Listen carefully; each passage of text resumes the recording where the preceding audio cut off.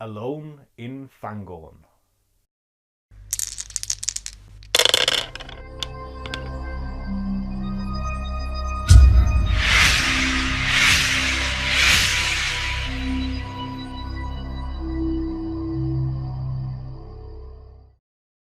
Hello and welcome to yet another video here on the YouTube channel STF Wargaming Studio. My name is Andreas Norwegian Viking. I'm Weil. And today we have episode number 226 of the Middle-earth Grand campaign.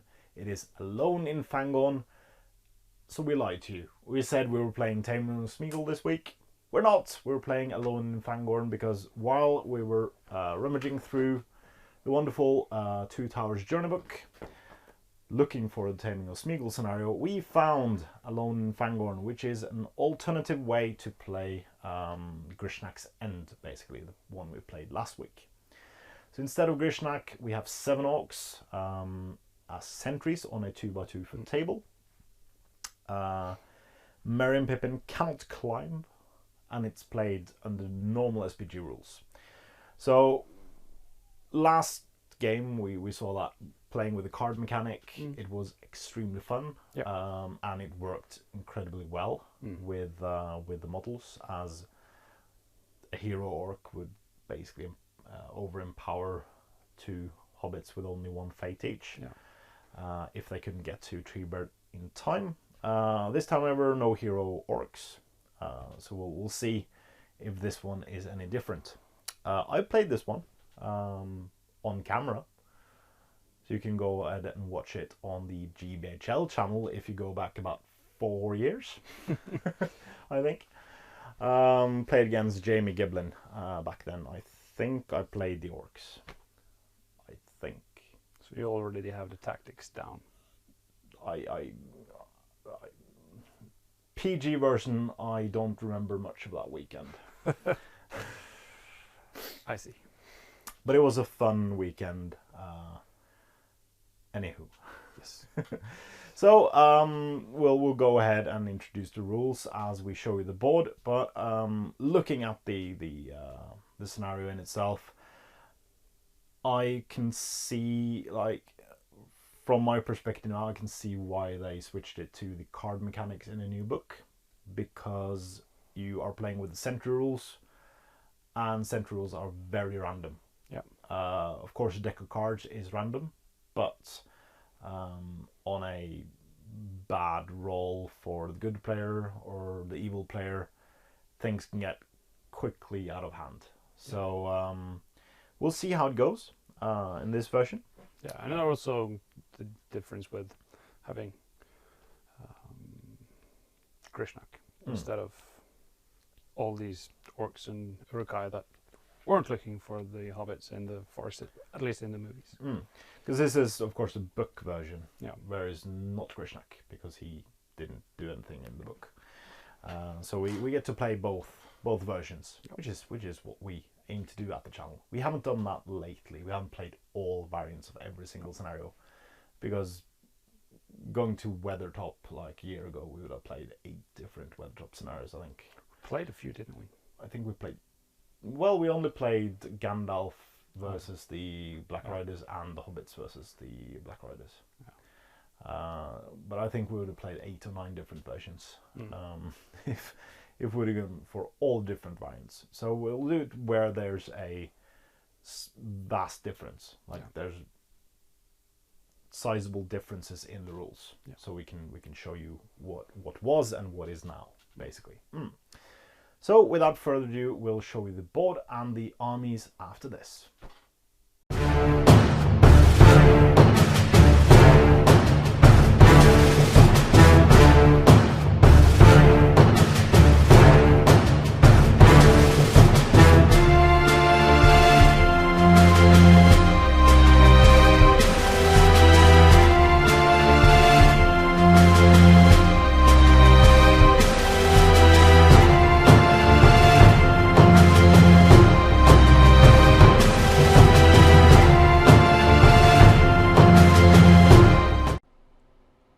Their daring escape from Uglúk and Gishnákh successful, Merry and Pippin flee into the depths of Fangorn, hotly pursued by the remnants of Uglúk's orc band.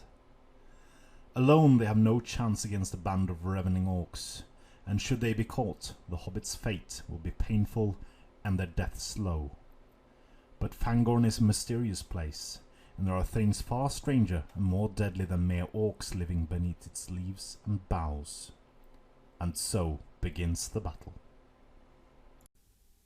Welcome yet again to the Forest of Fangorn, and here we have the two brave hobbits, Merry and Pippin, facing off against 7 Uruks and orcs. So 4 orcs and 3 Uruks. They are scattered about 6 inches from each corner. The board is 24 by 24.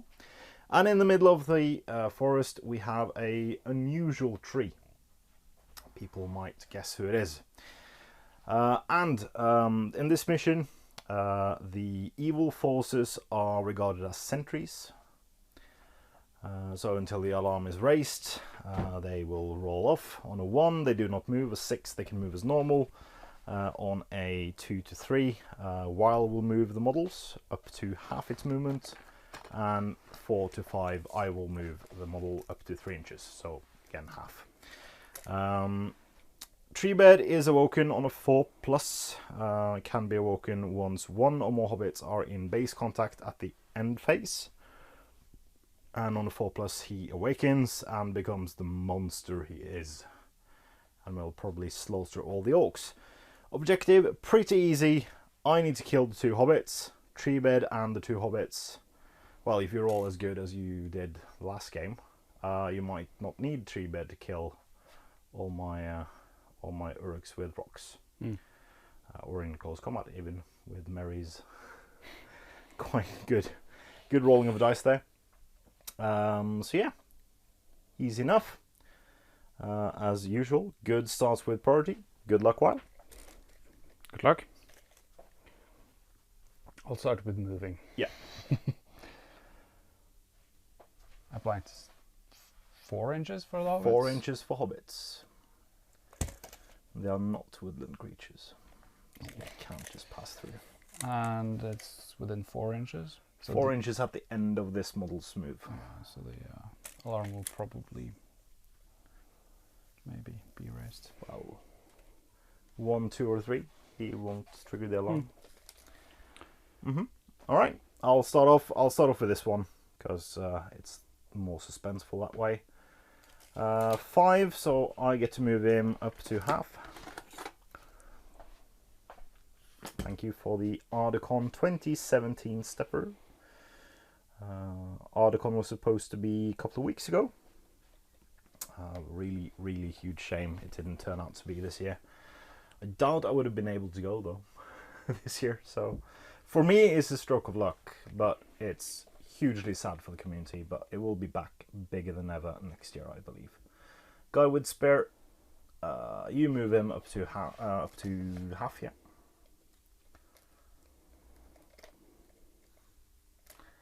Guy next to him, orc with bow, same again. The Uruk with shield, same again. Damn it. The orc, he does move. And finally the Uruk. It's a 4, so I can move him 3 inches, and that will trigger the alarm. So the alarm has been raised. It's still a huge possibility that you can outrun me if you win priority next turn. Okay, so no shooting because, yeah, these guys have been counted as moving. Oh, strong roll. You get priority. I have no might.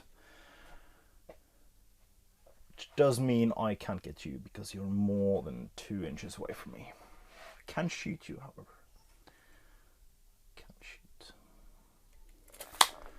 Alright, let's see. So he will go up to the tree there and shoot. Does he have a clear line of sight to Merry? Yep. Is it with a 18? Yeah, it should be. Yeah. Good. I didn't consider that. Boom! So he is well out. Yeah. This guy moving up. Yes, please. And this guy moving up behind. Oh, sorry about the camera angle there. There we go. So, at the end of turn 2 movement, Merry and Pippin are being chased by an Uruk. So I will shoot with this Uruk at Pippin. Missed. The Orc. Missed. Priority. Oh, it's a 1. Goes to you. So, oh, it's a tie. You have no might. So, just out of range. Out of range. So he'll just charge both. Yeah, so he can go up to there. Yeah.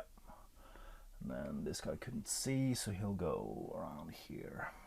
This guy will go up here. This guy up here, I presume? Yeah. What do you want to do about the archer? Just move him 6 forward. 6 forward. No, move him 3, and he'll also move. He'll stay put. I'll shoot into combat. I'll shoot into combat because they want to Kill the Uruk. kill the hobbits. More chances to kill the hobbits, always good. So we'll start with that. Uruk at Pippin. Missed. Orc at Merry. Missed. Combat. 1 Uruk-hai versus Merry and Pippin. So, again, Minas Tirith blue and Rohan green. Don't have it in might, but it's... It doesn't really matter, but we get to know who killed who. Yeah, that's true.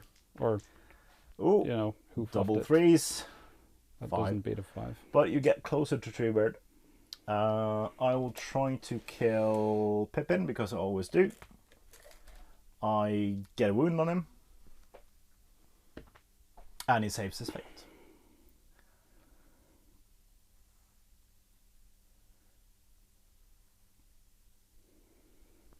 Okay. Oh, sorry. Priority. Yes, indeed. Oh, goes to me. Right. So, we get 1. I think this is over pretty quickly. Yep.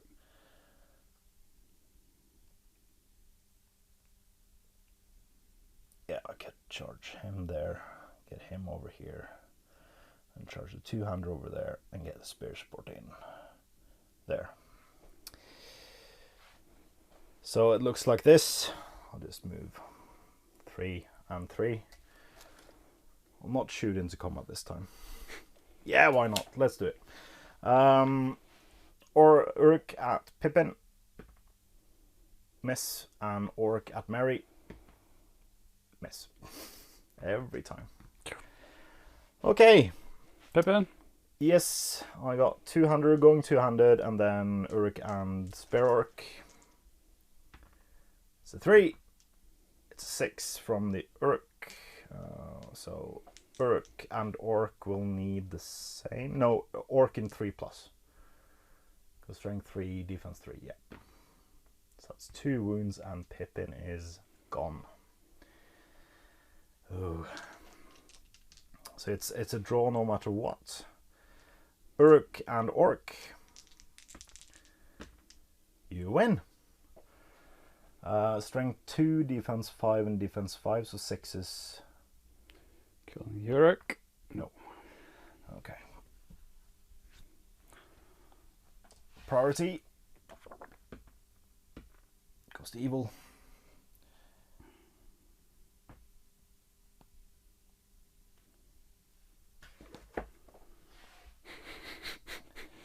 Let's make toast. Orc firing into combat. Hits. Hits me. Hits an Uruk. Closest one is one with shield, so it's a 6 to wound. Nope.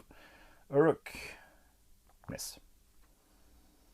Let's see. I have 1, 2, 3, 4 plus a 200.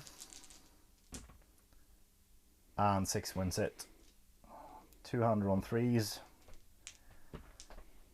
That's 1 wound, and the rest on 4s. And that is game.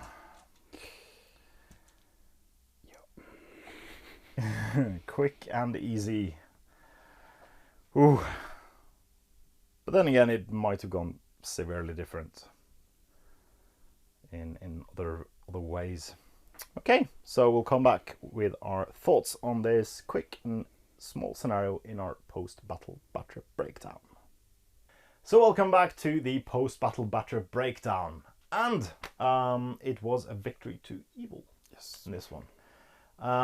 As we kind of discussed in the pre-game ramble, you had a chance of snowballing to either side. Like if the alarm goes off quickly, and the evil player has been kind of lucky with the rolls early on, it would be hard for the hobbits, especially when priority is a thing. Yeah. And that's what the different version we played last week has fixed, because the hobbits always move first, and there's a deck mechanic as well. Yeah. So you can always do something. I'd rather play the version we played last week. I think so as well, in my mind. But I don't think it's preferably not a bad scenario if you play a bunch of them. So if you take turns playing Treebird, if you take turns playing Evil, you play it like a couple of times each, because you could play this scenario like in the space of 1.5 hours, including setup time. You'll play the scenario 4 or 5 times. So you can play best out of 3 basically. Yeah. You could also play it with, there's a scenario note. So if you wish to play it as it appears in the film, swap all evil models for Gishnákh. Yeah. So it's probably harder for evil, I think. Yeah. Because you have one sentry instead of although you could place him so he was like 6 inches away from hobbits, or 5 even. Yeah. So the alarm could still go off in the first round. It could, yes. And then he would have might point suspend as well. Yeah. So, but we won't play the alternative version of this one, because we already played one with Gishnákh, and we need to get on with the campaign. Speaking of, next week we will have the Taming of Smeagol, as we promised last week. So Taming of Smeagol looks like a very fun small scenario.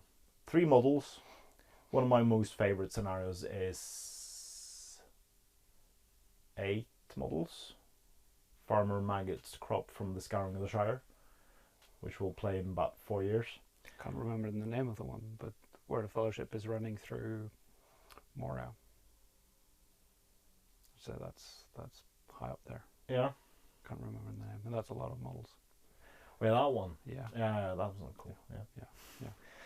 But yeah, very low model count, very thematic. No models need to die in this scenario as well. So very, very cool. So we will see you next week. Yeah, we will. We will see you next week. As always. If my PC doesn't crash. Yeah. Spoilers. Yeah.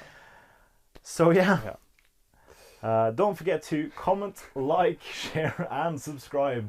Please consider supporting us on Patreon using the links in the description below. It's a great way for you to support what we do here at the studio, and it allows us to keep staying here. So thank you very, very much to all our past, present, and future patrons. And as always, support your hobby.